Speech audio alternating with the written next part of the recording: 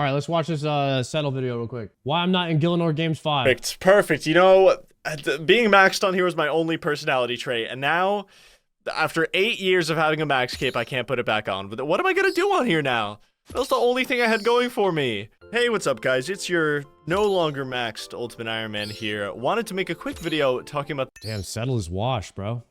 Washed. Not even max on the Ultimate Iron Man settled? the Gielinor games. It's back. Season 5, Episode 1 is officially out. It's always a super cozy time of year when GG comes out. It's always so much fun to watch and usually be a part of. So this brings me to my main point.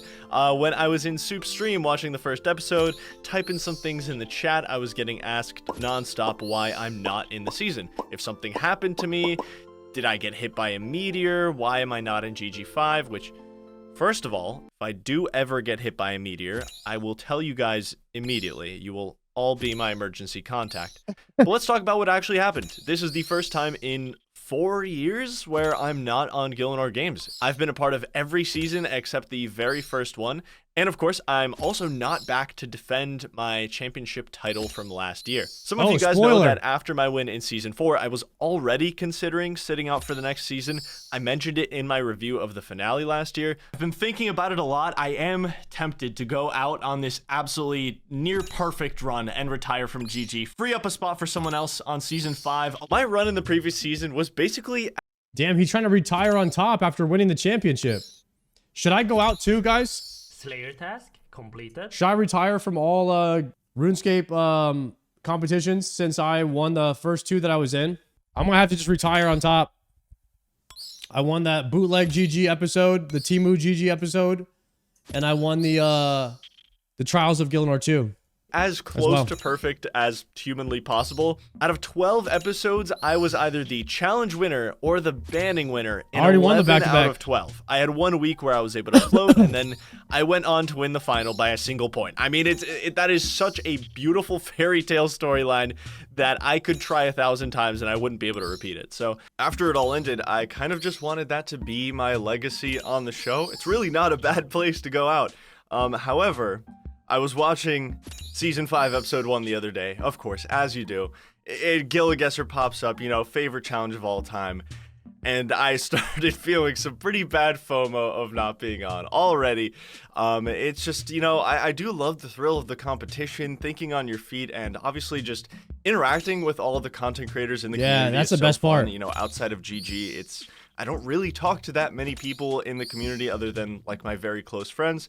So it is really fun to be in calls all the time and just compete. I miss it. I do miss it. But I'm going to talk about some behind the scenes stuff, the little cameo I made, and how I had a small hand in balancing the Episode 1 banning. And then we'll get into what I've been up to, all the reasons why I didn't play this season, and a little update for you guys. But just to dispel any ridiculous rumors out there, no, Soup did not boot me off the show. Okay, the only thing getting booted is .dev. Boot.dev. Today's video is sponsored by Boot.dev, the smartest way to master backend development in Python and Go programming languages. See, the folks over at Boot.dev believe the smartest way to learn coding is to gamify the experience, which is why they develop tactics learned from modern game design. Guys, why does Settled's alt channel have 3 times the amount of followers that my main one does? Yeah. So, fun fact, I was actually pretty close to participating in GG Season 5. Soup obviously did invite me back. There was just a couple reasons why I had to decline the offer this time around. I just kept going back and forth, and after about 2 weeks, I had to lock in my answer, and I just ended up saying no. One of those reasons was the timing. When the cast was getting locked in, it was mid to late March, and I was in the middle of doing the Nightmare Mode Coliseum. That was the most stressful thing I've ever done on the game, and I still had to edit the video afterward. I feel like I wasn't really in the right headspace to take on GG5, and had it been like a month after, maybe I would have said yes. Back then, I told myself a lot that if I do play in Season 5, I would take it easy and goof around, cause chaos, just be a completely unpredictable force and not really go for a win. The thing is, who knows how that theory actually would have played out. I think I would have gotten ultra competitive again. I'm a very competitive person. I think 1 episode in, I'd be trying to go for a back-to-back win again, and it's just been a super busy year in general for me. I had to move states. I'm in a new crib, as they call it. It's been a bit of an adjustment period. It's been a busy year. It took me a couple weeks to give Soup my definite answer because I just kept going back and forth. I wasn't sure what I wanted to do. And honestly, seeing the format, I don't think I would have let myself take it easy just because I would have been on a team and I wouldn't want to let my team down, especially if the teams are being balanced in a certain way. I wouldn't want to, not perform for their sake and stuff. So I think the format would have probably prevented me from quote unquote taking it easy. I probably would have tried to go for another win and maybe I would have been disappointed. Who knows? Ultimately, though, with Nightmare Mode ending at the time and then potentially planning out a new series after, which didn't pan out, but at the time I was thinking of immediately going into a new series. I just didn't feel like I had the time for a brand new season and trying to go super hard again. And this kind of goes hand in hand with what I was saying earlier, but the stress of Nightmare Mode took such a toll on my anxiety and general well-being that jumping into the stress of a competition immediately after would be a terrible decision just for my health. Like, GG is super fun, but at the end of the day, it's also a fierce competition that you try your hardest to win. And I think I would have tried my hardest to win. I don't think I'm capable of taking it easy. So it was just a logical choice. It's kind of crazy how a lot of the content creators, they go through a lot of like mental stuff in order to entertain and bring bring that quality entertainment to YouTube and to Twitch and all that. Like me, sacrificing, playing the Iron Man for y'all's entertainment. So just got to really appreciate that kind of stuff. At the end of the day, to try to prioritize myself. And I just kind of thought I need a year off. Like, I need to cool off. I'm trying to do something way more chill. And that's what I ended up doing. Let's watch Nightmare Mode. I do want to talk about some of the twists in season 5. I've seen Nightmare Mode, Swampletics. Well, I've seen only like a few episodes. I haven't watched the whole thing. Or revealed in that first episode that would have made it very hard for me to get a back-to-back win. I think the target I'd have on my back after the run I had in season 4, it would have made it basically impossible to win back-to-back. I think a lot of people just don't want anyone to ever win back-to-back. I mean, every single previous winner has always been put into a banning on the first episode of the new season. Verf was put into the first banning of season 3. V the Victim was put into the first banning of season 4. I think the easiest thing to do on that first episode when there's 20 other content creators there and you just don't know who to vote for and you don't really want to say your reason for voting that person, it's so easy to just be like, let's vote this guy because he won last time. We don't want another back-to-back winner. I mean, I did exactly that in season 4. We voted V the Victim in the first episode because it's so easy to give that reason and just be like, well, no one wants that guy to win again. We might as well vote him out, and then there's one less player and we can go from there. But then again, we have the attack and defense system, we have the hopper. I mean, these things are such massive twists. I think it's such a great way to bring back the social aspect of the game that was a little lighter in season 4. One thing that probably could have gotten me through those first couple episodes is my team putting defend votes on me, maybe, if I could have convinced them.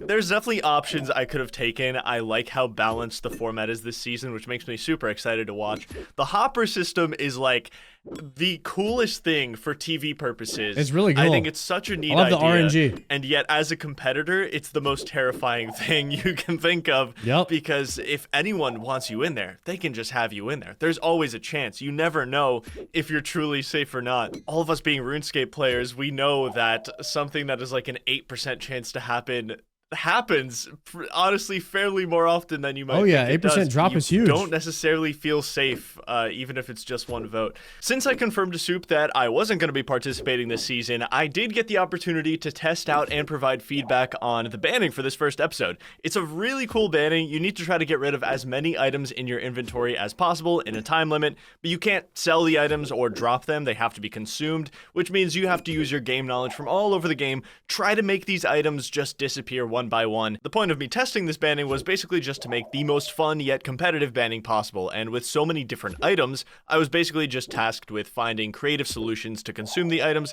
see if some were too easy to deal with or if some were too difficult. The inventory that ultimately made it to the challenge was a lot different because of this. Things like the Maple Log and Clockwork were way too easy. The Dragon Bone and Chinchampa felt like filler items. The Shanty Pass wouldn't work if people had the Elite Diary done, so all of these ended up getting thrown out. And a few people did point out that they can just go to the Fountain of Rune or to the Scar and feed their entire inventory to Abyssal Leeches or Alk everything. I think it's cool they had that option within the rules, but I also wonder what would have happened if one of them did that. I think it would have honestly been just a pretty disappointing landslide victory by one of them, and there would be no footage to work with. I think it's a really cool big brain idea. I think it was probably just an oversight that it wasn't banned. It's such a clever banning when it's done the appropriate way, and I'm really glad it was done the appropriate way because we saw Mammal pull out some tech that I personally wouldn't have even thought of with the Temporos play. I thought that was so Temporos awesome. was really, one of the things really that stayed play. the same from the inventory I tested to the one that ended up making into the real banning was the jute fibers, which I believe both Mr. Mammal and MMORPG made into drift nets, which I was actually going to do the exact same thing when I tested this, and then I did this instead, which I thought was interesting. Maybe drift nets? But then how would I get rid of it? Wait, is this compostable? Because it's jute? I mean, it's a farming product, so... Didn't think about that. I have no idea. Yeah. Holy shit, that's actually... I wasn't even Yeah, thinking about compostable. It's very big. Damn. that. Oh, that's good, because that can be a bit of a red herring then, because if somebody makes the drift net, they only lose 1 spot as opposed to 2. Watching the banning also gave me FOMO because I really love solving the unique game knowledge bannings. They're super fun. All right, Soup, GG6, like, I'm coming back, bro. You heard it here. As for who I'm rooting for right now, I have no idea. I feel pretty confident about Bodhi making it far this season because he seems like he really wants to win. It's almost like he's not going to turn himself into the Theater of Blood anymore, and I think he wants to win very bad. So I'm curious to see how hard he goes. I know Bodhi's like the favorite right now in the season, but I feel like he has a big target on his back. If it was me, I'd be trying to take Bodhi out because I know he's like way better than me. Right? Like you kind of want to get rid of the really strong guys so that you don't have to play against them in the end. In a fully for the win mindset. Happy to see the cast with a lot of new faces, and I'll be watching every week. As for what I've been up to, well, thank you, I have Zaze. a lot of Grandmaster episodes to make on this channel. I'm extremely behind. I'm going to be making one more Grandmaster episode before the month is over, and hopefully upping the pace of those releases a lot. And of course, we got a massive update last week, which was sailing, which I actually really enjoy. I just started doing it on this account because I want to remax. I'll probably just AFK salvage my way to 99 on this account, maybe at least to the Gwyneth trial. I want to salvage my way up to there, and then maybe I'll just grind out 99 from there. But I personally really like that sailing has a slower 1 to 30 progression. I know a lot of people complained that it's slow, but the XP rates later in the skill are extremely high. I think a more linear level progression is completely fine and should even be encouraged rather than backloading the skill and having 80 to 99 take up all of the time. I think it's completely fine. I really love how smooth the release was for how big of an update sailing was. I'm a sailing lover. What can I say? I can't wait to see how they develop the skill over the years. I think a lot of people forget just how bad things like Zaya were on New tech, release. Eric, yeah. And look at it today. Sailing has an insanely strong foundation. This is just the beginning, and I think it'll only get better, more fleshed out, more fun. I think they're going to fix a lot of things. They are super on top of it right now. I think my expectations were lower for how polished it would be on release, and I was pleasantly surprised. So I think this gives them an amazing canvas for future updates. Excited to see what they do with it, and I'm excited for GG5. Thank you guys for watching. I will see you very soon. Bye-bye. Wait, I guess this entire... Returning player who has the best ban list to follow. There's a guy named Trav Games. I like his Slayer ban list. I use that one. And you use Mazna. Use Mazna, and I'm doing like a 9-1 strat where I killed 9 Mazna tasks, and then I do one task, either Konar or Duradel. I'm doing Duradel because I have more block list set up on him already. I think that's probably the best one, but Trava Games is got a good guide up there. I don't know how to say it. Travag Games. Look up him.